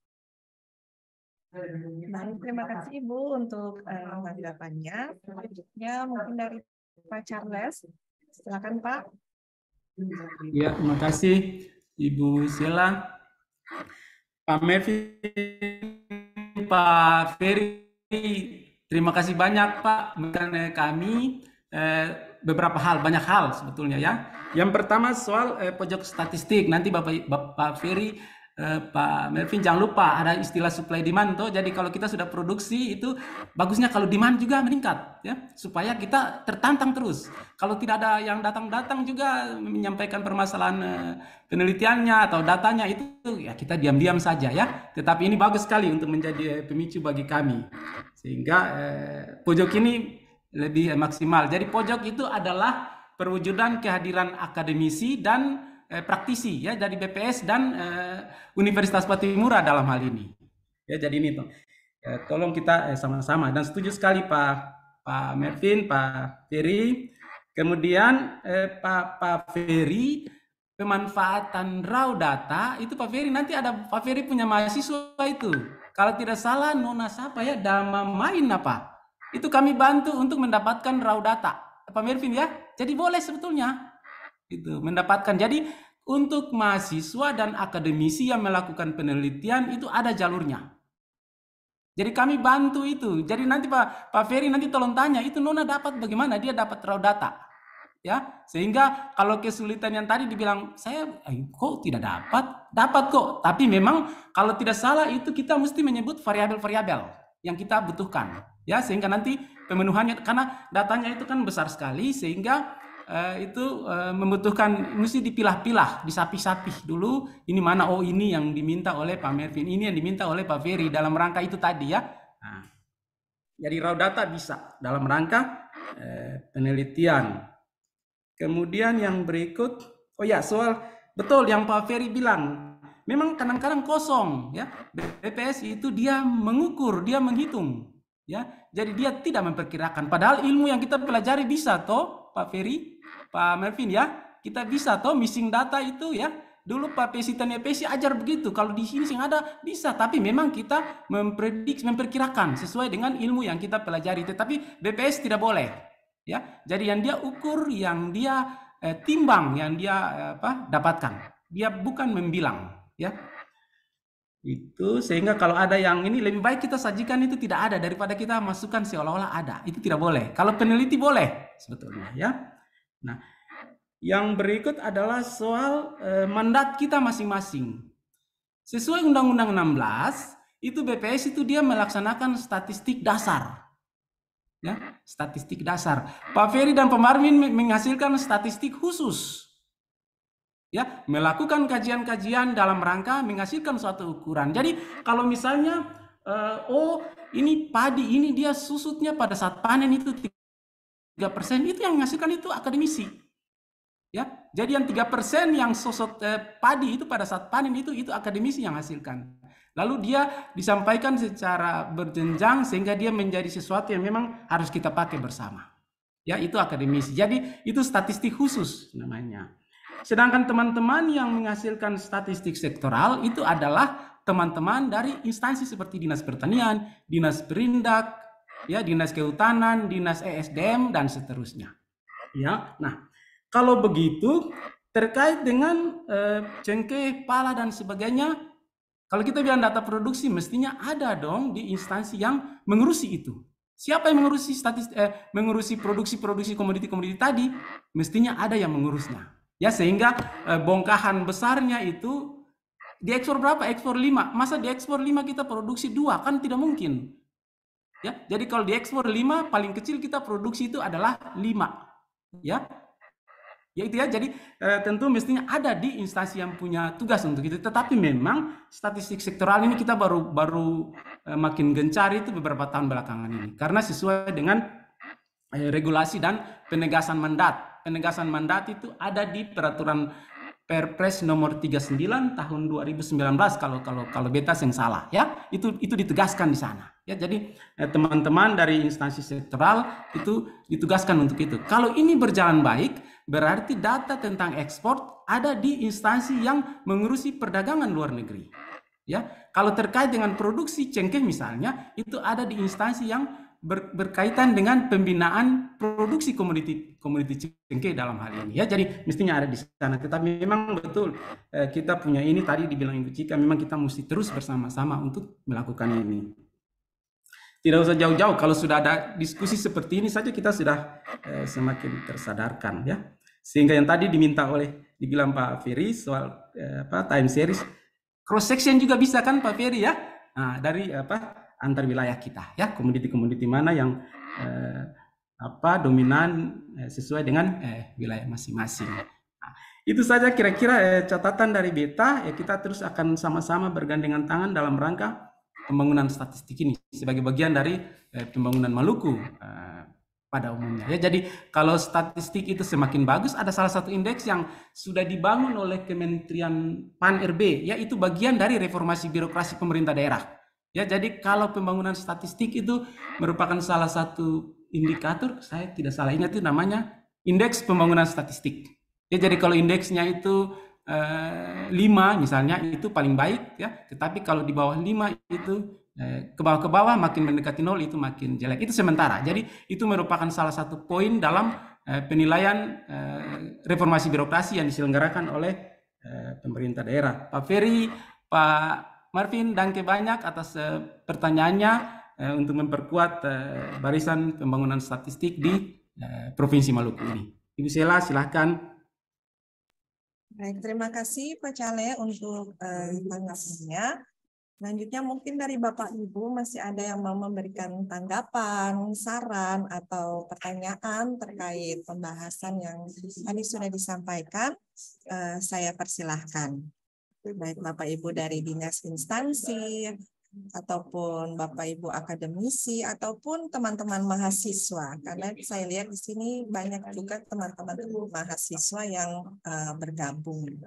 Ini kan ada di bidang statistik sosial sama di Bagaimana Bapak Ibu? Ada yang masih mau menyampaikan tanggapan, saran, atau pertanyaannya? Saya persilahkan. Boleh raise hand.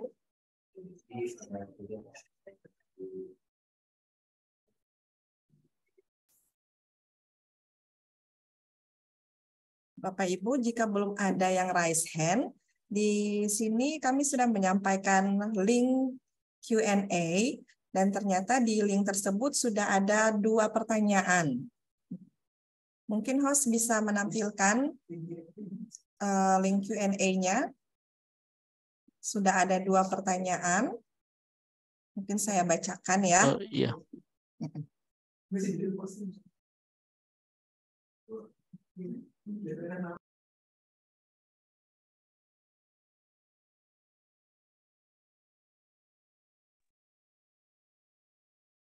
Pertanyaan yang pertama, berupa apa barang yang diekspor dari Maluku? Kemudian yang kedua, apakah ada hubungan antara perkembangan ekspor impor dan output input dengan suatu sektor? Ini pertanyaan dari teman-teman mahasiswa rupanya dari Unpati, dari Soliha Hamida dan Dian Andira Kuadi. Mungkin ini pertanyaan terkait ekspor impor bisa langsung ditanggapi oleh Ibu Cika.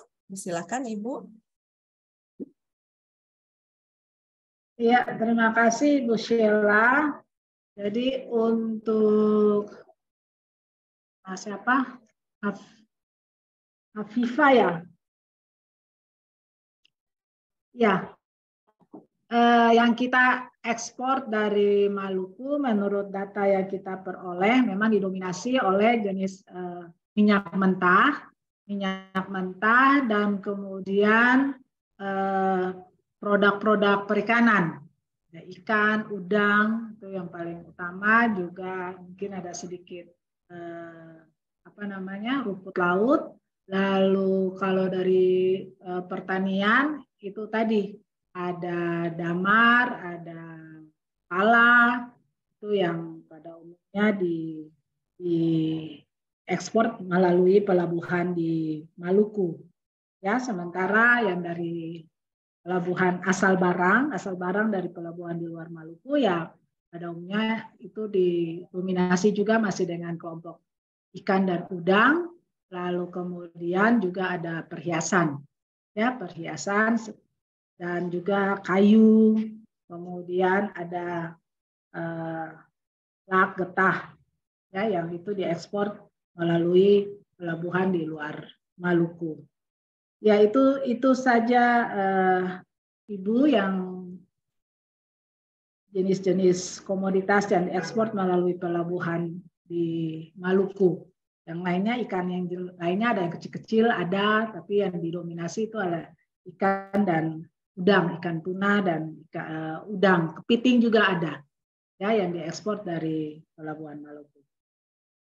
Ya, sementara kalau untuk hubungan antara ekspor dengan tabel IO itu memang ada, dan lebih jelasnya mungkin kata orang minta kesediaan dari Pak Erhard atau Pak Jeffrey ya untuk bisa memberikan penjelasan yang lebih detail tentang keterkaitan antara ekspor dan tabel IO. Ya, Ibu Sheila, terima kasih. Baik Bapak Ibu, demikian tadi tanggapan terkait pertanyaan-pertanyaan yang sudah disampaikan di link Q&A berseri episode 4. Oke Bapak Ibu sekalian, apakah masih ada dari Bapak Ibu yang ingin memberikan tanggapan, saran, atau pertanyaan terkait kegiatan berseri episode 4 kita kali ini? Saya persilahkan. Bapak Ibu boleh raise hand-nya. Kemudian Bapak Ibu saya ingatkan untuk mengisi juga daftar hadir yang sudah dibagikan melalui kolom komentar. Bapak Ibu untuk dapat mengisi daftar hadir melalui kolom komentar. Oh, ada dari Bapak Jeff. Silakan Pak Jeff. Iya, terima kasih. Mohon izin Ibu, Bapak Ibu pimpinan, Ibu Cika, Pak Jali, menanggapi pertanyaan dari teman-teman mahasiswa tadi ya. apakah ada hubungan ekspor impor dengan tabel input output. Nah, kalau kita kembalikan ke konsep, ekspor impor itu sebenarnya didefinisikan sebagai transaksi alih kepemilikan dari suatu residen atau wilayah ke wilayah yang lain atau non residen. Itu dari SNA 2008. Nah, tabel input output ini adalah sebenarnya alat analisis ekonomi yang mencatat aliran barang dan jasa antar sektor ekonomi di suatu wilayah. Nah, otomatis ekspor impor ini berkaitan dengan tabel input output. Dalam konteksnya ekspor impor, tabel input output ini sebenarnya dia mencatat output dari sektor ekonomi yang ada di suatu wilayah, barang dan jasa yang diekspor keluar. Sedangkan kalau dalam sisi impor berarti dia mencatat semua barang dan jasa yang diimpor untuk kegiatan aktivitas ekonomi di suatu wilayah tersebut. Terus kalau misalnya kita kaitkan lebih lanjut, tabel input output ini juga dia bisa digunakan menganalisis dampak perubahan ekspor dan impor terhadap perekonomian wilayah. Misalnya memperhatikan bagaimana perubahan ekspor impor suatu wilayah mempengaruhi produksi di suatu wilayah, terus bagaimana mempengaruhi pendapatan di suatu wilayah, terus bagaimana mempengaruhi permintaan domestik di suatu wilayah. Nah, tabel input output ini juga bisa menjadi tool untuk menganalisis dampak-dampak tadi untuk ekspor dan impor. Mungkin demikian Ibu Sheila, beta kembalikan. Terima kasih. Baik, terima kasih banyak Pak Jeff atas penjelasannya terkait tabel input output. Ibu Sheila, saya 1 menit Iya, saja. silakan Pak. Ini sebenarnya yang dimaksud kenanya ini tidak jauh sampai di Pak Jeff, itu terlalu berat itu. Tetapi yang dia maksudkan itu mungkin hubungan. Jadi ini R-nya ya, koefisien hubungan ya. Apakah kalau ekspor itu lalu output itu bisa naik atau turun ya. Nah, jadi kalau hubungan itu kan begitu ya, salah satu naik, apakah dia mengakibatkan yang satu itu naik ataukah satunya itu turun ya. Jadi itu yang Jeffrey jawab itu betul, tetapi dalam kaitan dengan multiplier efek ya. Jadi apakah dia meningkatkan efek yang besar terhadap output suatu wilayah ya. Jadi itu tambahan dari saya. Terima kasih Bu Sheila. Baik, terima kasih Pak Cale atas tanggapannya. Baik Bapak Ibu, saya ingin bertanya sekali lagi, kesempatan terakhir kepada Bapak Ibu yang masih mau memberikan tanggapan, saran atau pertanyaannya, disilakan. Mungkin ada Bapak Ibu dari dinas instansi atau dari teman-teman mahasiswa ataupun dari Bapak Ibu akademisi.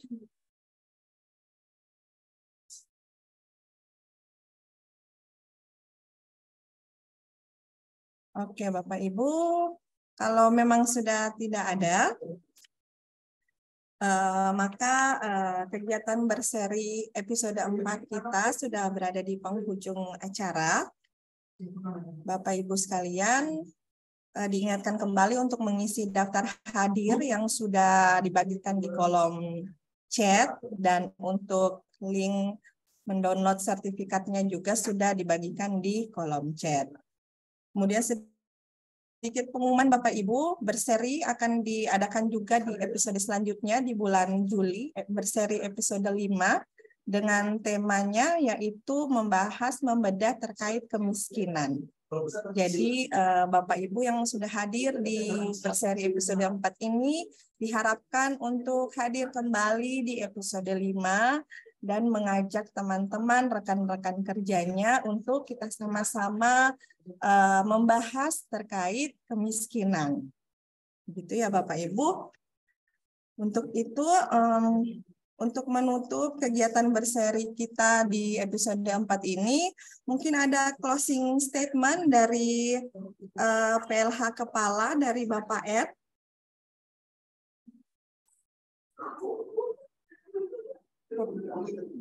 Pak Ed, apakah ada penyampaian? Beliau sudah di jalan itu evaluasi.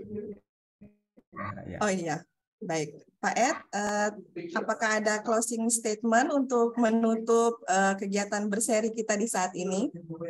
Baik, terima kasih Bu Sheila. Ya, pertama-tama saya sampaikan terima kasih bagi Bapak Ibu saudara-saudara baik dari akademisi tapi juga dari dinas yang lain yang boleh hadir. Memang BPS sementara melakukan sensus pertanian 2023 seperti yang tadi sudah jelaskan, Dan oleh karena itu kami mohon bantuan juga Bapak Ibu untuk bisa membantu sehingga ST 2023 bisa sukses ya.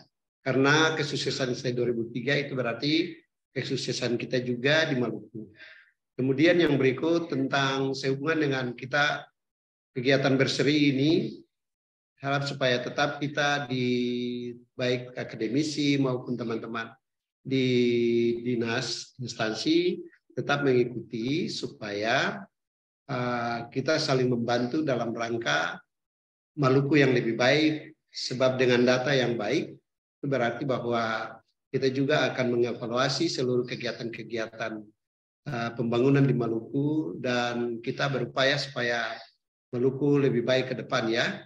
Hari ini kita boleh berbicara impor dan mungkin di kali mendatang ada juga tentang pertumbuhan ekonomi, tentang inflasi, tentang yang lain-lain yang memang juga semua berguna bagi Maluku yang lebih baik. Mungkin itu yang dapat disampaikan. Terima kasih. Baik, terima kasih Pak Ed atas closing statement-nya. Baik Bapak Ibu sekalian, kegiatan berseri episode 4 saya cukupkan sampai di sini.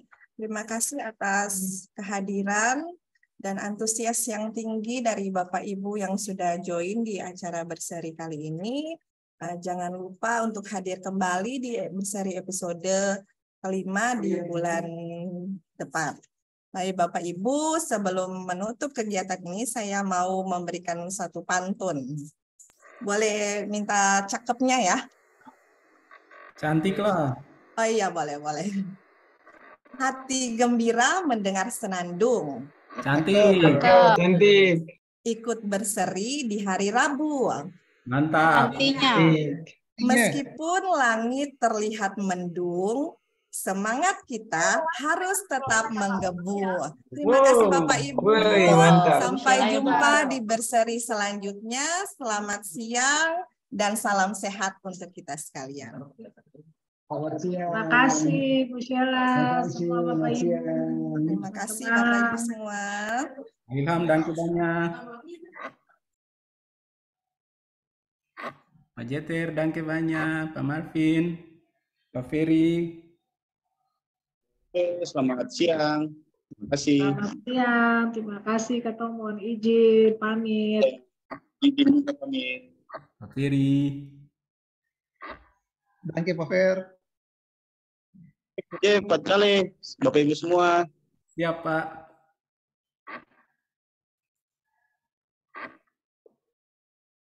Pak Ilham, danke.